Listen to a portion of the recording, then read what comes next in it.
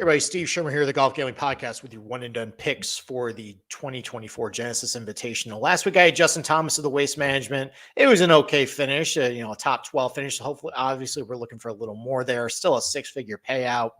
We're rolling on with a one and done year. And this week coming to Genesis, one of my favorite non-majors of the year. We're going to have very good weather, but still this is a challenging golf course, a golf course that usually takes a little bit of experience to really, gain your footing there. The primary defenses of this place are the greens with, their subtle undulations and their architecture and tiers and everything that can really befuddle guys. So I'm going to try and go for guys with past success here.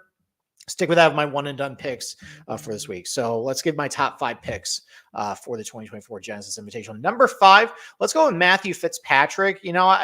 The iron numbers don't look very good on him overall. That's a little concerning. Well, historically at this tournament, that has been a little de-emphasized as far as how you actually gain strokes on the field in this tournament. Usually it comes from mostly around the green play, and obviously Fitzpatrick is great at that. I think the irons plays a little better than what people realize, though. He was really hitting it pretty good before the bad weather came in last week. He was on the wrong side of the draw. I think he's pretty close to putting together some really good golf. So I think Fitzpatrick would be a fine one-and-done play for you if you want to go that route.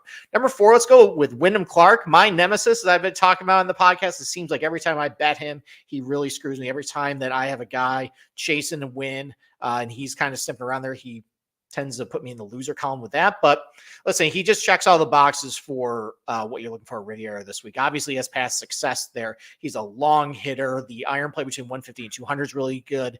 He's great around the green, great putter. Checks a lot of boxes here. I don't think there's any reason why we can't see him win 2 times in the last 2 of his last 3 events with another one coming in here.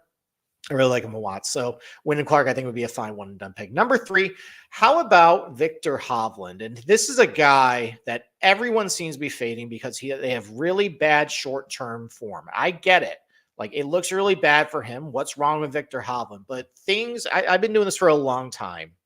And things change very quickly, especially for really good players and premium players like Hovland. And people are writing him off without knowing anything about what happened down in Florida when he visited his coach. He could be completely fine now.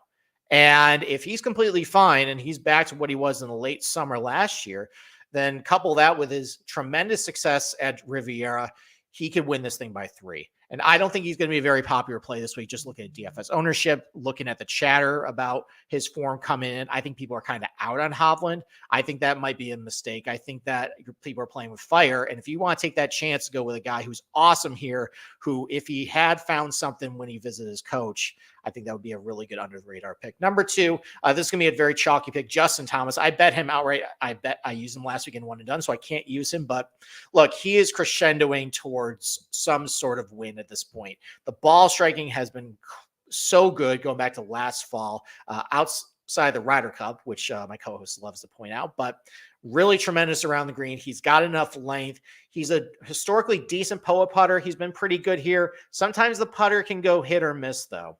So that is a little bit concerning, but he should have won this tournament back in 2019. It was really calm conditions for the first 3 days before the wind kicked up on Sunday and he lost a 4-stroke lead. We're not going to have that issue this time. It is going to be very calm conditions at Riviera. I don't think it's going to have as much teeth as what it usually does. I think it's going to play a little more receptive than what it usually is either. I think that's going to bode well for Justin Thomas, who can just really rely on consistent ball striking all tournament long and maybe finally get that win. But my number 1 pick, and this kind of also is because of the weather, and I've been talking about him a lot this week. I really like Colin Morikawa. I love how this weather forecast is shaping up for him. Anytime I see a weather forecast where he's coming to a golf course he's had success at, and there's absolutely no wind, no precipitation, I want to use Colin Morikawa in some capacity. And while I didn't bet him outright, I have choosing Justin Thomas. I can pick him for this one.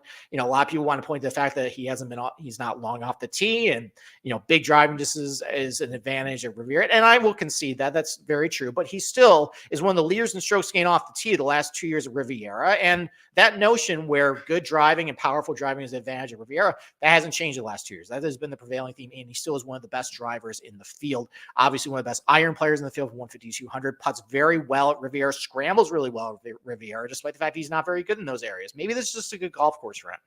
So the fact that he's got really calm conditions, I really like Colin Morikawa this week. So I'm going to make him my one and done pick for the 2024 Genesis Invitational. Thank you for watching. Please subscribe to the Golf Gambling Podcast. Also subscribe to our YouTube channel. We get out free content every single week. And with that, good luck on your one night contest this week.